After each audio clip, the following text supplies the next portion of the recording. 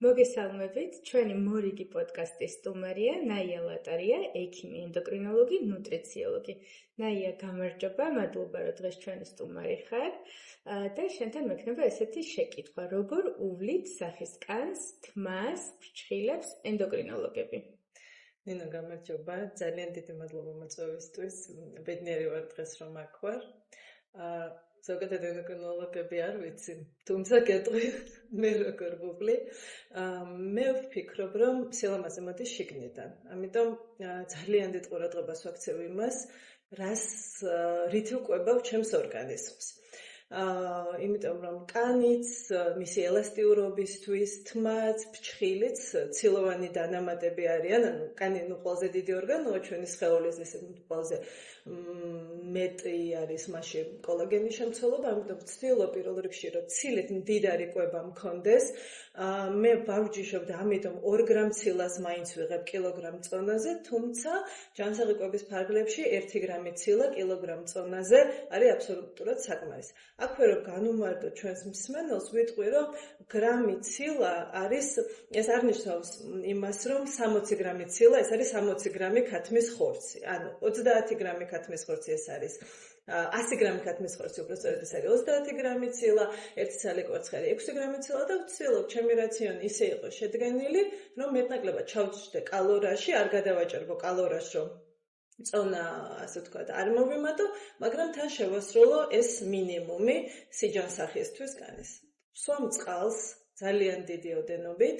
იმდენად დიდი ოდენობით არა, აქაც არის გარკვეული რეკომენდაციები დასაცავი, იმიტომ რომ მაშინ წყალშეხსნადი ვიტამინები გამოიდევნება შარდთან ერთად, მაგრამ ვცდილობ, რომ 2.5 ლიტრი წყალი მაინც მივიღო დღის განმავლობაში. აქვე ცენეული ჩაიც შემყავს, თუ ვსვამ, ყოველდღე არ ვიღებ, მაგალითად შეიძლება პიტნის ჩაიდავლო, გვირილის ჩაიდავლო, ბუნებრივად უკოფეინო სასმელები. თუმცა ყავა და მწვანე ჩაი, შავი ჩაი, მათაც აქვთ ბევრი სასარგებლო თვისებები და მათაც ვიღებ, მაგრამ საერთო წყლის ოდენობაში მათ არ ვითვალისწინებ. ასევე ცხიმების ოდენობა, ანუ ჯანსაღი ცხიმები არ მაქვს დემონიზირებული არც ერთი პროდუქტი. ძილს ვაქცევ ყურადღებას, ვცდილობ, რომ 7 საათი მაინც მეძინოს, ჩემთვის იდეალური იქნებოდა 8 საათი, მაგრამ ამ კუთხით ცოტა არ მე თვითონ ჩემი ბრალი არის, ასე ვთქვათ, და მენტალურ ჯანმრთელობაზე ვზრუნავ. იმისათვის, რომ მაქსიმალურად არ ვინერვიულო გარემო ფაქტორებზე, ფარივით მქონდეს და არ მაქვს დემონიზირებული ბალანსირებულად ვცდილობ, რაც ჩამოვთვალე ყველაფერი, ეს არის 80% ჩემი რაციონის. 20% ყოველთვის ვიტოვებ და ვაძლევ ჩემ თავს უფლებას. ეს არ არის ყოველდღიური, შეიძლება იყოს ყოველდღიური რაღაცა ოდენობით, ან შეიძლება კვირაში ერთხელ ცოტა მეტის უფლება მივცეთ ჩემ თავს. საუბარი. კი. ჯანკ პროდუქტებზე არის საუბარი, ან თუნდაც ჯანსაღი პროდუქტების მეტი ოდენობით მიღებას, იმიტომ რომ რაც არ უნდა ჯანსაღი იყოს, ზედმეტი ოდენობით მიღება სასარგებლო ნივთიერებებისაც, მათ შორის შეიძლება არ იყოს ჩვენი ორგანიზმისთვის კარგი. მე მაგალითად დაკვირვებული ვარ, როდესაც ხანგრძლივ პერიოდში გადავდივარ ძალიან მოწესრიგებულ სწორი კვების რეჟიმზე, წყლისმის სწორ რეჟიმზე და კარგად ვიქცევი ხოლმე. სახის კანის მდგომარეობა, აღარ მაქვს საუბარი თმის და ფრჩხილების მდგომარეობაზე. პირველი, რასაც რამდენიმე კვირის შემდეგ ვამჩნევ ხოლმე, ერთფეროვანი ხდება სახის კანი, უფრო დატენიანებულია, ნაკლებია პიგმენტური ლაქების რაოდენობა, სიჭრელე. ამიტომ სულ ვამბობ ხოლმე პაციენტებთანაც, რომ ცხოვრების წესს და სტილს აქვს ძალიან დიდი მნიშვნელობა იმ პროცედურებთან ერთად, რასაც ჩვენ ვატარებთ ხოლმე. თუ არ იქნება ეს ენდოგენური, ანუ შინაგანი კომპონენტები გაკონტროლებული, პრაქტიკულად შეუძლებელია სახის კანის სტრუქტურა იყოს ძალიან კარგი. გენეტიკურ თავისებურებებს რა გავლენა აქვს სახის კანზე, იმიტომ რომ ჩვენ დღეს ხვდებით ძალიან დიდ ვარიაციას ადამიანებისას, პაციენტებისას, რომელთაც მათთვის დამახასიათებელი ნიუანსური ცვლილებები გააჩნიათ. აი მაგალითად საქართველოს პოპულაციაში ძირითადად გენეტიკური თავისებურებებიდან რა ნიშან-თვისებებს ხედავთ ხოლმე? გენეტიკურ განწყობას აქვს ძალიან დიდი მნიშვნელობა თვითონ ენდოკრინულ დაავადებებზეც და მერე ირიბად კანის სტრუქტურაზე და თმის სტრუქტურაზეც აისახება, თუნდაც ფარისებრი ჯირკვალი, კი მართალია საქართველოს ენდემურად იოდეფიციტური რეგიონი იყო, თუმცა არა ბოლო პერიოდში, იმიტომ რომ ეპიდემიოლოგიური კვლევები რო ჩაატარეს, აღმოჩნდა, რომ უკვე პირიქით იოდის სიჭარბეც კი გვაქვს.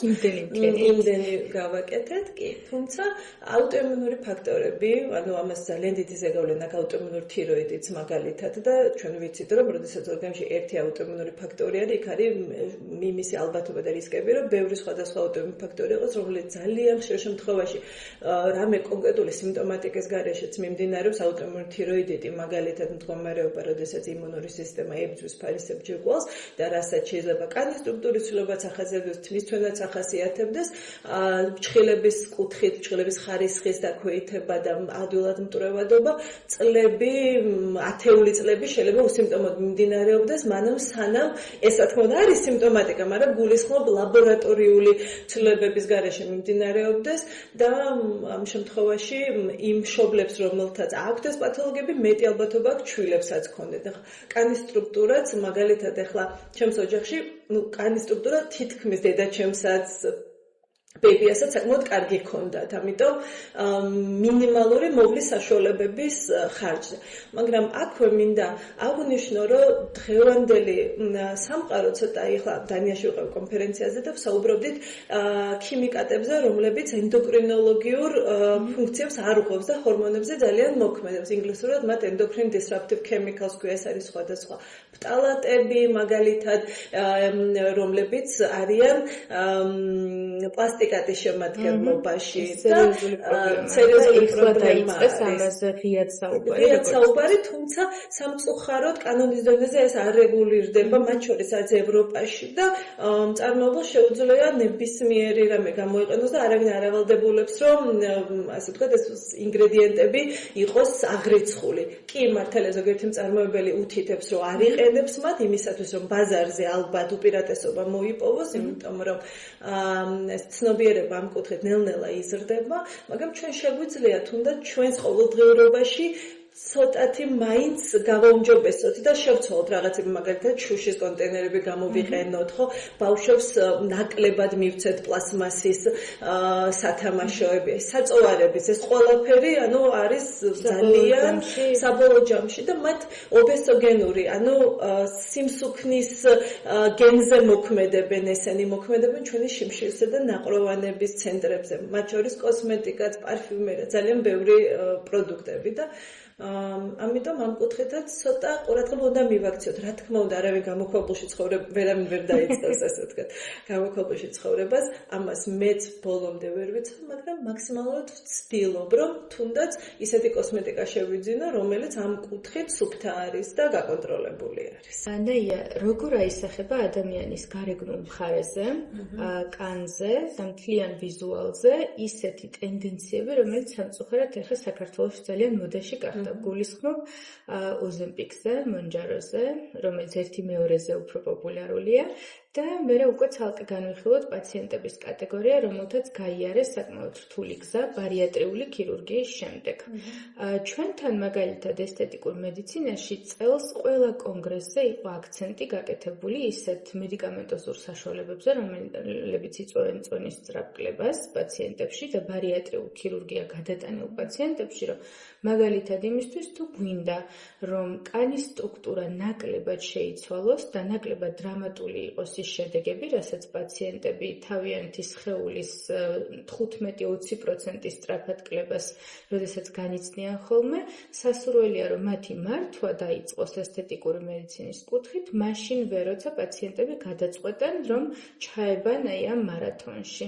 იმიტომ რომ რაღაცნაირად დავაკომპენსიროთ კოლაგენის რაოდენობა, კოლაგენის სტიმულაცია, რაღაცნაირად დავაკომპენსიროთ მაგალითად ის დეფიციტი მინერალების, ამინომჟავების და ვიტამინების, რასაც შემდგომ ისინი განიცდიან და თუნდაც წყლის მის რაოდენობას ბარიატრიული ქირურგიის პაციენტები, რომ მერე არ მოხდეს უფრო რთულად მათთან ეს ძვრები ორგანიზმში. იმიტომ რომ პაციენტებს ადრე ჰქონდათ ესეთი მიდგომა და დღემდე მესმის ხოლმე, რომ დავიკლებ დიდ წონას, რაც მაქვს პრობლემა, მივაღწევ სამიზნე წონას და მერე დავიწყებ უკვე გარეგნობაზე ზრუნვას. ხო. სხვადასხვა ეხა ენდოკრინოლოგიურ კონფერენციებზე მერე რომ პრობლემები ვითარდება კანის კუთხით, ახლა ენდოკრინოლოგს ნუტრიციოლოგებს იმ მომენტში ახლა მთავარია რომ ჩვენ მეტაბოლური ასე ვთქვათ გარკვეულებები ავიცილოთ თავიდან, თუმცა რა თქმა უნდა გარეგნულ მხარეს ძალიან დიდი მნიშვნელობა აქვს.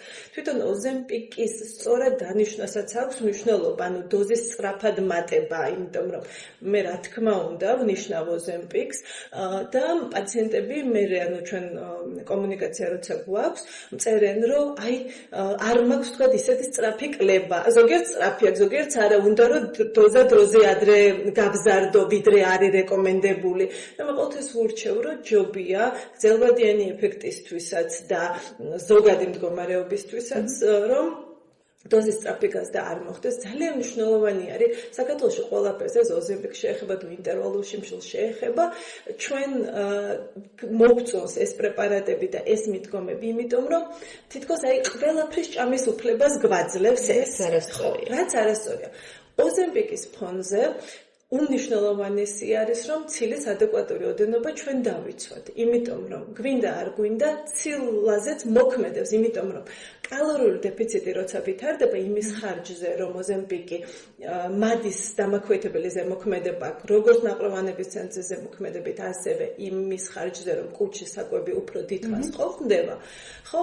ამან შეიძლება მე პატარა ულუფამაც დამანაყროს, ეს ულუფა არ იყოს ბალანსირებული აბსოლუტურად, საკმარისი, მე რა თქმა უნდა წონაში დავიკლებ იმის ხარჯზე რომ კალორიული დეფიციტი განვითარდა, მაგრამ ცილის ადეკვატური ოდენობა რადგან არ მივიღე, მე რისკი მაქვს რომ სარკოპენია განვითარდეს, ანუ ცილის დეფიციტი განვითარდეს და აი ეს ეგრეთ წოდებული ოზემპიკის სახე, რაც არის ახლა ძალიან პოპულარული, ყველა პაციენტში, ჩემს პაციენტებში არ არის, რა თქმა უნდა, მე აბსოლუტურად ვეთანხმები მიდგომას, რომ პარალელურად მოხდეს ესთეტიკური კუთხით საჭირო ჩარებების განხორციელება, იმიტომ რომ რაც უფრო შორს წავალთ, მით უფრო ძვირით დაჯდება და მით უფრო რთული იქნება და ამიტომ მნიშვნელოვანი არის ყველანაირი კუთხით რომ პარალელურად მოხდეს ასე ვთქვათ ჩართვა შესაბამისი სპეციალისტის დავიცვათ ბალანსი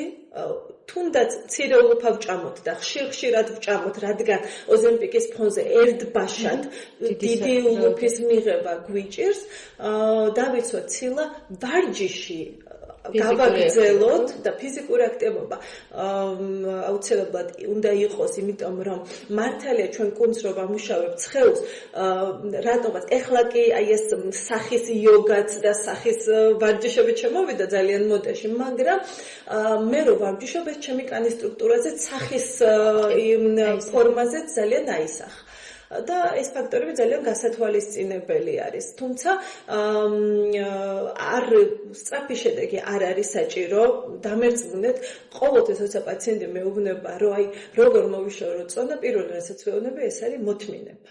მოთმინება არის მნიშვნელოვანი და საკუთარი თავის სიყვარულიდან გამომდინარე. მე ვფიქრობ, ეს ჩემს სფეროში და შენ სფეროში ძალიან მნიშვნელოვანია, იმიტომ რომ როდესაც არ მიყვარს ჩემი თავი, ზომიერების ფარგლებში ნებისმიერი ჩარება ძალიან კარგი არის, მაგრამ თუ დღეს მე ჩემი თავი არ მიყვარს, როგორიც ვარ, მე გაუმჯობესება ეგრეთ წოდებული გაუმჯობესება სწრაფად მინდა, ეს სწრაფად ჯანმრთელობისთვის ხარისხიანად ისე ვერ ხდება და შესაბამისად უფრო ცუდ და უფრო შეუქცევად რაღაცებს ვაკეთებ, რამაც მე შეიძლება დამაზიანოს როგორც შინაგანად, ასევე გარეგნულად, ამიტომ მოთმინება მნიშვნელოვანი არის და ოზემპიკი აქვე კიდევ ერთხელ ვიტყვი, რომ პრობლემა კიდე იმიტომ განვითარდა, რომ მეზობლები რომ ეგრეთ წოდებული ახლა მეგობრები უნიშნავენ ერთმანეთს და ხშირად ყოფილა რომ მაგალითად გოგონები მთხოვენ რომ ოზემპიკი დავუნიშნო, რომელთაც არც ჭარბი წონა არ აქვს, ცხოველის მასის ინდექსის მიხედვით არც მით უმეტეს სიმსუქნე არ აქვს და უბრალოდ უნდათ გარკვეული თქვა 5 კილოგრამის, თუნდაც 10 კილოგრამის კლება, რომელიც არ იწვევს და არ საჭიროებს ოზემპიკის დანიშვნას და ამან ასე ვთქვათ, ამ ძალიან კარგ პრეპარატს და ძალიან ბევრი პაციენტისთვის მართლა შველას, ასე ვთქვათ, ანტირეკლამაც გაუწია გარკვეული კუთხით, იმიტომ რომ ეს აისახა ცუდად მათ ჯანმრთელობას და მე ეს რა თქმა უნდა მათ თავის მეგობრებს უთხრეს რომ ასე მოხდა და მე როგორ მართლა ვისაჭირდება იმათ უკვე ეშინიათ გაკეთება. შენ ახსენე ოზემპიკის სახე. ან მოკლედ რო განვარტოთ პაციენტებისთვის და მსმენელისთვის, როგორ ხასიათდება ოზემპიკ ფეისი, რასაც ინსტაგრამზე ვნახულობთ ხოლმე ხშირად და სოციალურ ქსელში, სახისგან, რომელიც მაგალითად ჯანსაღად და სწორად იკლებს. ანუ სწრაფიკლების გამო ოვალი იცვლება სახის, იმიტომ რომ ვერ ახდენს კანის ელასტიურობა, ვერ ეწევა, ასე ვთქვათ, იმას რომ ცხიმოვანი, ანუ ქსოვილი სწრაფად იკლებს კი. ეს ძალიან დიდი წონის მერე, ან არიან ადამიანები, რომლებსაც ცხიმის განაწილება, ვთქვათ, უფრო კანის ზედა მესამედში აქვს და შესაბამისად სახეზე უფრო ადვილად ეტყობა. როდესაც ჩვენ ნელა ვიკლებთ, ასე ვთქვათ, კანის სტრუქტურა თან გააჩნია რომელ ასაკში არის. ახლა რა თქმა უნდა, კოლაგენის ოდენობა ბევრად დაქვეითებული არის. ანუ მენოპაუზის შემდგომ ასაკში თუნდაც უფრო სწრაფად ქვეთდება კი მართალია ჩვენ ყოველ წელს გვქვეთდება კოლაგენის დონე, მაგრამ მენოპაუზის შემდგომ კიდევ უფრო აქტიურად ქვეთდება, ამიტომ როდესაც სწრაფი კლება ხდება თუნდაც ოზემპიკის ფონზე პოსტმენოპაუზურ პერიოდში, იქ უკვე კანი ვერ ასწრებს ადეკვატურად დაეწიოს იმ ცხიმის წვის და შემცირების პროცესს. გასაგებია. მე მინდა ვისაუბროთ რამდენიმე გავრცელებულ მითზე. მე ჩამოგითვლი, რას ვაწყდები ხოლმე და შენ მითხარი კი თუ არა. მაგალითად, ხშირად მიპროტესტებენ ხოლმე SPF საცხის გამოყენება 365 დღის განმავლობაში და ხშირად აქვთ ხოლმე არგუმენტი, რომ აბა D ვიტამინს რა უყოთ, საიდან მივიღოთ? ეგრეთ წოდებული მზის განდამცავები, ეგრეთ წოდებული რატო ხო მზის განდამცავები, აუცილებელია და მე თვითონაც ვიყენებ და ვურჩევ მათ გამოყენებას. D ვიტამინის შეწოვას მართალია ამცირებს, მაგრამ აქვე ვიტყვი, რომ D ვიტამინი, მას მზის ვიტამინი ქვია, იმიტომ რომ ულტრაესფერის სხივების ზემოქმედების შედეგად წარმოიქმნება ჩვენს კანში.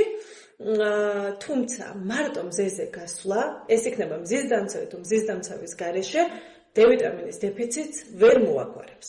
მეორე ფაქტორი, ჩვენ რო ზაფხულში ხშირად წყვეტენ D ვიტამინის მიღებას, იმიტომ რომ მზე არის გარეთ. ესეც არასწორი არის, იმიტომ რომ ჩვენ როცა თუნდაც მზე იყოს გარეთ, შენობაში თუ ვატარებთ დროს, არანაირად მზე D ვიტამინი არ მიიღება. მზეზე ყოფნა უნდა იყოს 10-დან 4 საათამდე, რასაც დამერწმუნები, რომ ასევე აქ ცუდი ზეგავლენა, კანზეც და ზოგადად ჯანმრთელობაზე შეიძლება ცუდი ზეგავლენა ქონდეს და გამონაბოლქვი, მოღრუბლულობა, ულტრაესფერის სხივების იმ ტიპის ჩვენამდე მოღწევას, რომელიც D ვიტამინს წარმოქმნის, ხელს უშლის. ამიტომ აუცილებლად გამოიყენონ მზისგან დამცავი, ეს არ არის, ანუ დავიზიანებთ კანს, იმიტომ რომ მერთო ყველა დაიფოროს და კანის კიბო ბევრად უფრო ცუდი რამე არის, ვიდრე D ვიტამინის მიღება. D ვიტამინს მე პირადად ვნიშნავ დეფიციტის დროს სამკურნალო დოზით 2 ან 3 თვე და მე პაციენტი, განსაკუთრებით კიდევ ერთხელ ვიტყვი მენოპაუზის შემდგომ ქალები, რომლებსაც რისკი აქვთ ოსტეოპენიის და ოსტეოპოროზის განვითარების, ანუ ეს არის დაავადებები, რომლებიც ძვლის მინერალურ სიმკვრივეს ასახავს, აუცილებელია რომ D ვიტამინი ქონდეს. რაც არ უნდა ჩვენ მივიღოთ კალციუმით მდიდარი პროდუქტები, თუ ორგანიზმში, ღვიძლში არ გვექნა D ვიტამინის მარაგი, რომელიც მე თირკმელში გააქტიურდება, ამ კალციუმის მიღებას არანაირი აზრი არ ექნება. ძალიან საინტერესოა. ბევრი უცნაური დიეტა.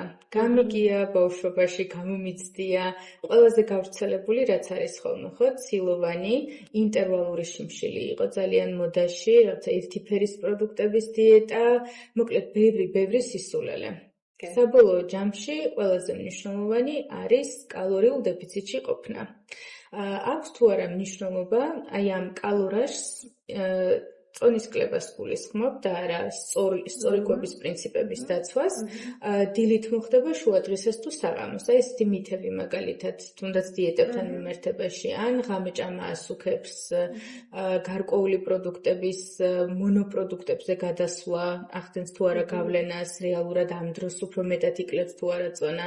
პროდუქტები, რომელსაც გვესმის ხოლმე, რომ თითქოს წონის წვას უწყობს ხელს ან კალორიების წვას, ხო? ანუ მომიყევი ეხლა რამდენად არასწორია ეს ყველაფერი.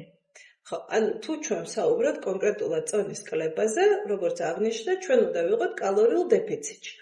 ოღონდ ეს კალორიული დეფიციტი, ჯერ უნდა გავსაზღვროთ რამდენია ჩვენი კალორიაჟი იმისათვის, რომ ჩვენ წონა შევინარჩუნოთ. ეს ამაზე აისახება ჩვენი სქესი, სიმაღლე, წონა, ფიზიკური აქტივობა ასე. არიან რა თქმა უნდა ექტომორფული და ენდომორფული აგებულების ადამიანები, რომლებიც ბუნებრივად ძალიან თხელები არიან და მეტაბოლიზმი აქვს, სხვათა შორის ახლა დანიაში თქვეს, რომ ადამიანები, რომლებიც ჭამენ ყველაფერს და არ იმატებენ, ეს არის გენეტიკა და ასე ვთქვა და ადამიანებიც არიან, რომლებიც მართლა არ ჭამენ და იმატებენ წონაში, თუმცა ეს არ არის ყველასთვის გასამართლებელი საბუთი, ახლა არ მინდა ესე გაიგონ, რომ იმიტომ ხშირად არის როცა ამბობენ პაციენტები თუნდაც, რომ მე არაფერს არ ვჭამ, გამოდის რომ ჭამენ ისინი. კი, უმრავლეს შემთხვევაში შემიძლია ვთქვა, რომ 90% უბრალოდ ვერაცნობიერებენ იმას, რამდენი კალორიაში შეიძლება იყოს სხვადასხვა თუნდაც ძალიან უვნებელ პროდუქტში.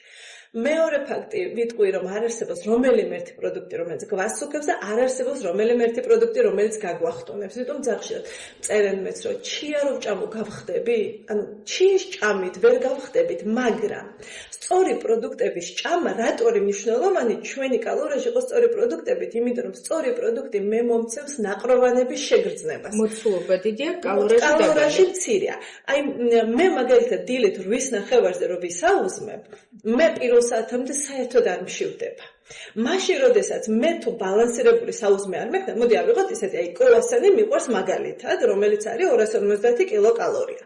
და 250 კილოკალორიაზე კრუასანის მოყვარული და 250 კილოკალორიაზე მე შეიძლება ბალანსირებული კვება მქონდეს ცილით, ნახშირწყლით, სწორი ნახშირწყლებით და ბოსტნეულით. მე, როდესაც 250 კილოკალორიას მივიღებ სწორი პროდუქტებით, მე 4 საათი მაინც არ მშია. ანუ ეს 4 საათი იყო მარტო 250 კილოკალორია. ან შეიძლება 300 იყოს, 300 არ აქვს მნიშვნელობა, 400 შეგვიძლია მივიღოთ თუ ჩვენი მთლიანი კალორიაჟი გვაძლევს საშუალებას. ამ დროს თუმცა მე როდესაც 250 კილოკალორიაზე მარტო კრუასანი ვჭამე, იქ 1 საათი სხვა რაღაცა ვჭამ კიდე და მეც მივიღებ 4 საათის განმავლობაში, ვიდრე მარტო ეს კრუასანია. თუმცა, რა თქმა უნდა, კრუასანის უფლება ჩვენ თავს უნდა მივცეთ, მაგრამ ადვილად შეთვისებადი ნახშირწყლები და ტკბილები ჯობია საჭმელს დავაყოლოთ. დაახლოებით 15 წუთის შემდეგ და ეხლა პაციენტი მეუბნებოდა, რომ მე როცა შევჭამო მთელი დღე კარგად ვჭამო, მაგრამ სახლში რომ მივდივარო, აი შევჭამ, კიდე შევჭამ, მიხარ იმისაო, რომ ბოსტნეულის, ესე ვთქვათ, რაოდენობას ბევრს ვიღებო, ძირითად კერძამდე, მაინც ვერ ნაყრდებიო. და მე ვურჩი ესეთი ხრიკი, რომ მოდი, გარკვეულ ოდენობას რო შეჭამ, გაჩერ და შენ თავს უთხარ და 15 წუთი მოვიცდი, თუ 15 წუთის მერე მე მაინც მენდომება რო ვჭამო, მე შევჭამ. და დავაკვირდეთ, თქო. აი 15 წუთი თუ მოვიცდით, ჩვენ გარკვეული ულუფის მიღების მერე, რომელსაც წინასწარ დავიდებთ და ჩვენ თავს ვეტყვით, რომ ეხლა ეს იქნება 15-20 წუთის მერე ჩვენ აღარ მოგვინდება, რომ კიდე იმას დავამატოთ. და თუ ჩვენ არ ვუთხარით ჩვენ თავს და არ გავათვითცნობიერეთ, იქ რა თქმა უნდა, მით უმეტეს სახლში მოსვლა არის გარკვეული კომფორტის ზონა, დაღლილი სტრესის მერე, კი, ფიზიკური შიმშილი, ემოციური შიმშილი შეიძლება დაემატოს. ამიტომ ძალიან დიდხნიანი შუალედის გაკეთება კვებათა შორის არ ღირს, იმიტომ რომ თუ ჩვენ მით უმეტეს სტრესულ გარემოში ვართ, ემოციურ შიმშილს ფიზიკურიც დაემატება და უკვე იქ საერთოდ ლავის ამოფრქვევა მოხდება. კიდევ ახსენე გვიანჭამა. თუ ჩვენ დღიურ კალორიაჟს დავიცავთ, არ ეგულისხმობ რა თქმა უნდა 11 საათზე ჭამა, ის რომ 6-ის მერე 5 წუთი გადაცდა და არ ვჭამ, მაგრამ მე ეს ეტაპიც გამოვიარე ჩემს ცხოვრებაში, ასე ვთქვათ, სტუდენტობის პერიოდში, იმიტომ რომ მე თვითონ ჩემი თავის მიმღებლობის პრობლემა მქონდა და სულ ვცდილობდი, რომ სულ დიეტაზე ვყოფილიყავი და სულ დამეცვა, მაგრამ მე აი საკუთარ თავთან რომ ვიპოვე, ასე ვთქვათ, ჰარმონია, მე ახლა 7 საათზეც ვჭამ, 8-ზეც ვჭამ. ვცდილობ 8-ს არ გადავაცილო, მაგრამ თუ 5-ზეც შევჭამე და მე დავნაყდი და თავს კარგად ვხსნავ, 7-ზეც უნდა ვჭამო, ანუ არ ვჭამ, იმიტომ რომ ვუსმენ ჩემს ორგანიზმს და აი ბოლო პერიოდში დავაფიქსირე, მე სამსახური მემთავრდება 5 საათზე და დაახლოებით 6-ის ნახევარზე 6-ზე სახლში ვარ. ნორმალური დრო არის აბსოლუტურად რომ ვივახშმო იმისთვის, მაგრამ ყოველთვის ვჭამდი, როცა სახლში მოვდიოდი და მე დავაფიქსირე, რომ ყოველთვის არ მინდა რომ ვჭამო და მხოლოდ იმიტომ რუტინა არის, ხო? და მხოლოდ იმიტომ რომ სახლში მოვიდი უნდა ვჭამო, აღარ ვჭამ. და არ ვურჩევ მაინც მსმენელს რომ ძირითადი ნაწილი კვების გადაიტანოს საღამოს. ამას რამდენიმე მიზეზი აქვს. შეიძლება ჩვენ დაუდებურად გადავაჭარბოთ და შეიძლება მითხრან რომ მე არაფერი არ ვჭამე დღის განმავლობაში, მაგრამ ნუტრიციულად არ იყო საკვები მდიდარი, თუმცა კალორიულად შეიძლება საკმაოდ იყო, თუმცა მან ვერ იგრძნო ეს. ერთი შოკოლადის ერთი შოკოლადი, ყავაში ნაღები, რძიანი ყავა, რომელსაც კარგი არის კი ბატონი გრძით ჩვენ ცილას ვიღებთ, მაგრამ შეიძლება 300 კალორია იყოს ის ერთი ჭიქა ყავა. ამიტომ გასათვალისწინებელი არის ეს და ასევე ძილი. შეიძლება გვიან ბევრი სჭამა, თუნდაც კალორიაში ჩავჯდე, მე ძილი დამირღვიოს. ძილის დარღვევა ერთხელ და ორჯერ არ არის პრობლემა, მაგრამ ქრონიკულად ძილის დარღვევა და ქრონიკულად პატერნი იმისი, რომ მე გვიან ვჭამ და გვიან შეიძლება ისეთ საკვები იყოს, რომლის მონელება მე ორგანიზმს გაუჭირდეს, მე ძილს მირღვევს, თუნდაც არ გამეღვიძოს. მე კოფეინის მიღებასაც არ ვურჩევ პაციენტებს დღის მეორე ნახევარში. მართალია მეუბნებიან, რომ მე მიჩვეულება ღამის 11 საათზე ვსვამ ყავას, 10 საათზე ვსვამ ყავას, მეძინება. მაგრამ კვლევები არის, რომ ეძინათ ადამიანებს, მაგრამ მათი ძილის ხარისხი არ იყო. და მე ვიღვიძებთ დაღლილები, ვიღვიძებთ ვერ ვაკონტროლებთ ჩვენი შიმშილს და ნაპროვანების ჰორმონებს და შეიძლება ყველაფერს კარგად ვაკეთებთ, მაგრამ აი თვით ზრუნვაში და ზოგადად აი ამ ჯანსაღი ცხოვრების წესის ჰოლისტიკურ მიდგომაში კვებას, ფიზიკურ აქტივობას და ძილს აქვს უდიდესი მნიშვნელობა. ჩვენს დანაც მე კანზეც აისახება, ასე ვთქვათ. ნაია, რა არის ემოციური კვება? ეხლა ხშირად გვესმის ხოლმე ემოციურ კვებასთან დაკავშირებით, იმიტომ რომ ზოგადად შეიცვალა ფონი, გარემო ადამიანები მეტ სტრესულ გარემოში და პირობებში ცხოვრობთ. ემოციური კვება ეს არის კვება, როდესაც ფიზიოლოგიურად, ანუ არ ვშია, კუჩს არ ჭირდება, იმიტომ შიმშილის ყოველშორის კარგი მე პაციენტებს ვეუბნები, რომ შიმშილს, ანუ მოусმინეთ, იმიტომ რომ სწორად უნდა ვისწავლოთ გარჩევა. ემოციური შიმშილები მაგალითად რაღაცის გამო რო დავისტრესი, ან ზოგჯერ არის სტრესის გამო პირიქით მადა ძალიან მიქვეთდება და უქვეთდება ადამიანს კონკრეტულ მომენტში, მაგრამ როდესაც ქრონიკული ყოფითი სტრესი გვაქვს, ან შეიძლება ვერ გამოვავლინეთ ჩვენი თავი სათანადოდ ჩვენს პროფესიაში, ან პირად ცხოვრებაში, ან თანამშრომელს ვერ ვუთხარით ჩვენი თავის, ჩვენი პოზიცია ვერ დავიცავით უფროსობასთან და ასე შემდეგ. მე ვარ საკმაოდ ამორჩევ და ემოციური შიმშილი, როდესაც ვაშლი, რომელიც მე ახლა ფიზიოლოგიურ შიმშილს მომიკლავს რაღაცა დონეზე, ეს არ მინდა და მინდა ჩიფსი. ვერ ჩიფსი ახლა მოვიყვანე ერთ-ერთ მაგალითად ჯანკ-ფუდის, ხო? ბევრ ჭამ, აი უკვე აივსო კუჭი, მაგრამ რაღაცას ვერ ვივსებ ბოლომდე, ანუ რაღაცის დანაკლისი კიდევ ვარ. მაქვს და ვერ კმაყოფილდები, ძირითადად ეს არის ემოციური შიმშილი, ამიტომ აი არ ვიცი, მათ შორის მეც, იმიტომ რომ ეს გზა გავიარე, ჩემს პაციენტებს ყოველთვის ვეუბნები და ამის მიმღებლობა ცოტა უჭირთ, მაგრამ ფიქრობ, რომ ნელ-ნელა უნდა ვიზრუნოთ იმაზე, რომ მენტალური ჯანმრთელობა ჩვენი იყოს გაუმჯობესებული. როგორ უნდა ვმართოთ ეს ემოციური შიმშილი? პირველი იმითი, რომ ორგანიზმს მივაწოდოთ საჭირო ნივთიერებები, ანუ თუნდაც 4 საათში ერთხელ, აქვე ვიტყვი, რომ მაინც 12-ზე ვჭამოთ და მაინც მე 4-ზე ვჭამოთ, ეს არ არის რაღაცა. მაგრამ დაახლოებით 1 საათიანი ინტერვალით უნდა დავიცვათ გარკვეული დროის ჩარჩო. ყველა კვებაზე იყოს ცილა, აი ცილაზე მინდა ძალიან დიდი ყურადღება გავამახვილო, იმიტომ ჩვენ არ ვიღებთ ცილას ადეკვატური ოდენობით, იმიტომ მე საკმაოდ დაკვირვებული ვარ, რას ჭამენ ჩემს ირგვლივ ადამიანები და რატომღაც ცილაზე თითქმის არასდროს არავინ არჩევას არ აკეთებს. და ცილა ძალიან მნიშვნელოვანია, მოსწნეული ძალიან მნიშვნელოვანი არის იმისათვის, რომ ორგანიზმს ნუტრიენტებიც მივაწოდოთ და ბალანსიც არის გარკვეული გადამუშავებაში ბოჭკოს ოდენობისთვის არის ძალიან მნიშვნელოვანი. ცხიმები მივიღოთ, ანუ ჯანსაღი ცხიმები, თილეული, ცხიმი თითქოს უნდა გამოირიცხოს კვებიდან. კი, ეს ძალიან მნიშვნელოვანია და ამიტომ როდესაც ჩვენ ამას მივაწვდით, ნახშირწყლები ძალიან ხშირად არის დემონიზირებული, რომ პირველი რასაც მეუბნებიან, რომ როცა ვეკითხები, რამდენად როგორია თქვენი კვების რაციონი, პურს არ ვჭამ. კარტოფილს არ ვჭამდა. არ ჭამა, არ არის ჯანსაღი კვება. ყველაფერი უნდა ვჭამოთ, მით უმეტეს კარტოფილი და პასტის პროდუქტები არის უნდა იყოს ჩვენი რაციონის შემადგენელი ნაწილი და ამას წინათ ერთ ინტერვიუს მოვუსმენდი, იქ საუბრობთ ერთისად, რომ მაგალითად შტატებში სულ არის აქცენტი, რომ no carbs, ანუ არანახშირწყლებს და ამ დროს იტალიელები და ფრანგები სულ ნახშირწყლებს ჭამენ და ესენი პრობლემები გამოიყურებიან, ვიდრე ასე ვთქვათ, ამერიკელებში ბევრად უფრო მწვავედ დგას სიმსუქნის და ჭარბიწონის პრობლემა. ამიტომ ძილი, რაც ხელს უწყობს ემოციურ შიმშილს, ანუ ძილი უნდა მოვიწესრიგოთ, ვიზრუნოთ ჩვენ ზოგად ემოციურ ფონზე, ჩვენ ხშირად ემოციურად ვიკვებებთ ან ტკბილობთ, ვერ ნაყრდებით, იმიტომ რომ გარკვეულ ცხოვრების დანაკლისებს ვცდილობთ შევიფსოთ ამითი და ამაზე უნდა ვიზრუნოთ. დროის შუალედი, ანუ არ გადავაცილოთ კვებას, არ ჩავთვალოთ რომ რომელიმე პროდუქტი რომელიმეზე უკეთესი არის, ყველა პროდუქტს აქვს თავისი ადგილი და ძირითადად ერთმანეთს არ ანაცვლებენ ეს პროდუქტები და ფიზიკური აქტივობა კიდე ემოციურ ფონს ძალიან აწესრიგებს და ამიტომ მე უკვე ემოციური შიმშილი არ გვაქვს.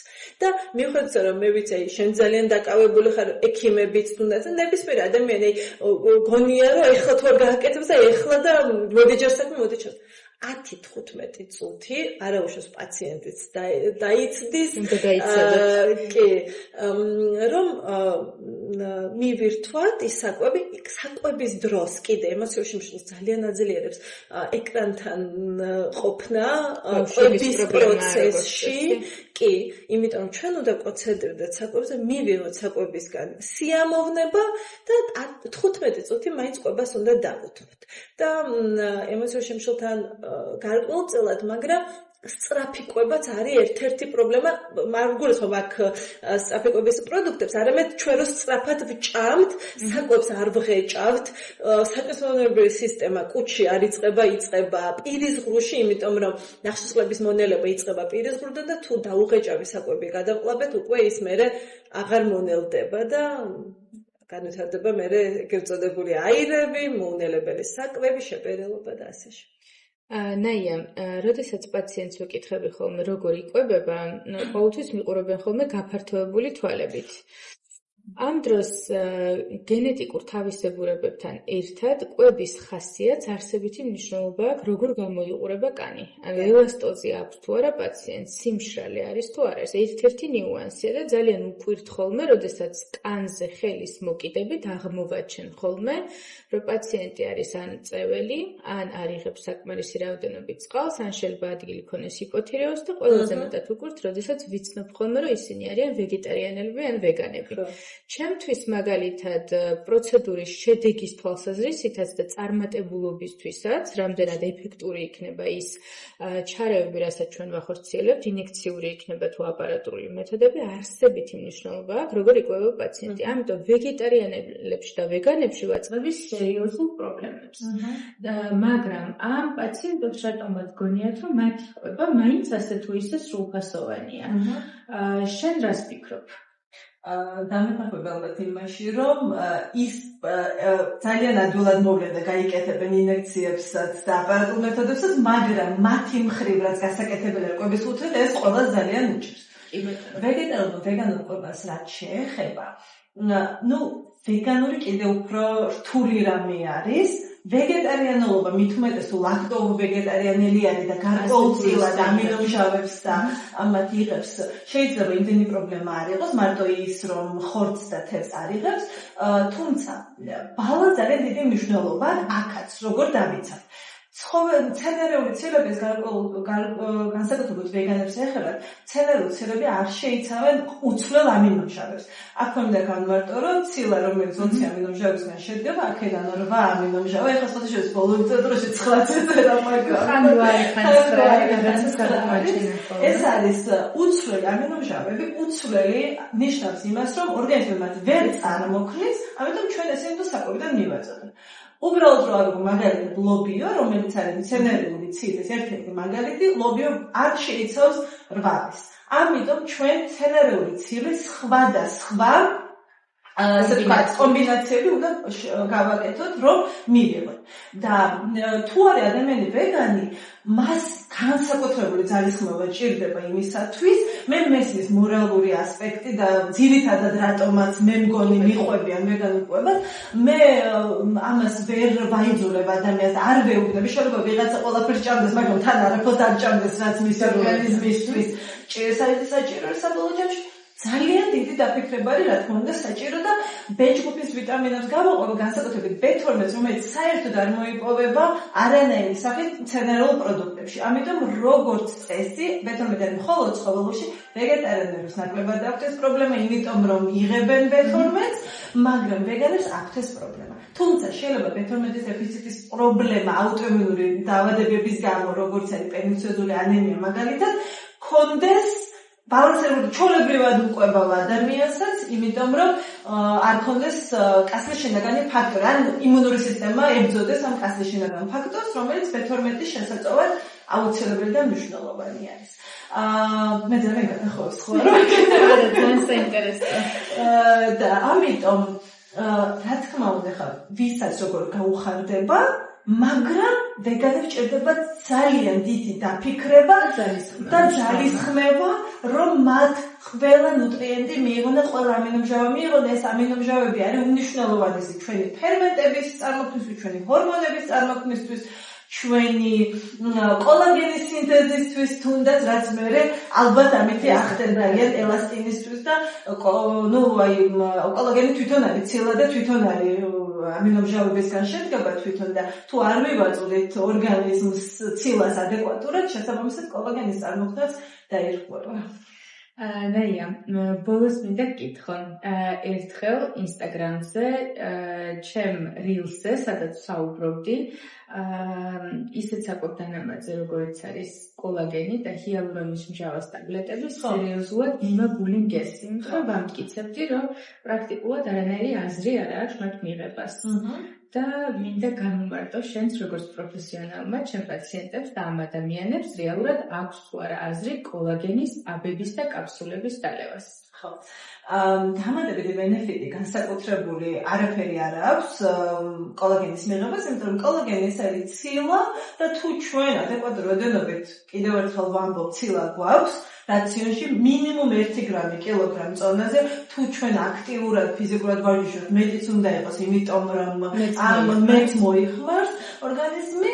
კოლაგენზე კიდევ ძალიან მნიშვნელოვანი არის, რომ გააჩნია კიდე როგორ დანამატს იღებენ, ძალიან ბევრი უხარისხო დანამატიც არის კოლაგენის, რომელიც ცალკე ხა კოლაგენის დანამატი შეიძლება განსაკუთრებული ბენეფიტი არ ქონდეს, მაგრამ არც აღნოს, მით უმეტეს ჰიდროლიზებულმა კოლაგენმა, მაგრამ არის ძალიან ბევრი კოლაგენი, რომელიც საღებავებს შეიცავს, შაქარს შეიცავს, მათ შორის გარკვეულ ფარულ შაქრებსაც, ძალიან ბევრი ვიტამინები არის, მათ შორის A ვიტამინი დამატებული, რომელიც ხმშეხსნადი ვიტამინი არის და მისი მიღება დანამატის სახით შეიძლება ძალიან სახიფათოც იყოს ადეკვატურად თუ დოზა არ გავაკონტროლებ. ამიტომ მეც გიერთდები იმაში, რომ თუ ჩვენ ბალანსებული კვებავთ ცილას ვიღებთ ადეკვატურად, კოლაგენის დანამატს არაფერი მასზე ძალიან საერთოა საერთოდ რამის აკეთებს თუ არა, იმიტომ რომ არც ერთი სამეცნიერო კლინიკური კვლევა ჯერჯერობით ვერ ადასტურებს იმას, რომ შეიძლება ხდებოდეს ამ კაფსულირებული, ან ტაბლეტირებული ფორმით მისი ათვისება. ხო, თუმცა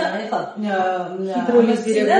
ჰიდროლიზებულ კოლაგენებზე უფრო ტარდება კვლევები, ჰიდროლიზებული არის პატარა ზომის იმისათვის, რომ ორგანიზმმა შეიწოვოს და აი სახსრებზე იყოს სხვათა შორის კიდე კვლევები, იმიტომ რომ მან დროს სამი ტიპის კოლაგენი არის, ზოგიერთი შეიცავს სამივეს და ზოგი თქვა მეორე ტიპის კოლაგენი, რომლების სახსრებზე და აი საერთოდ როგორც არის გლუკოზამინი და ქონდროიტინის სულფატი, რომელსაც ასევე არანაირი ეფექტურობა არ აქვს, არცად დამტკიცებული და რა ვიცი, სვამს ხალხი და შეიძლება გარკვეული პლაცებო ეფექტი ქონდეს ვიღაცაზე, იქ ცოტა უპირატესობა აჩვენა, მაგრამ ესეც არ არის ბოლომდე მაინც მარკეტინგული დაკვა ჯერჯერობით.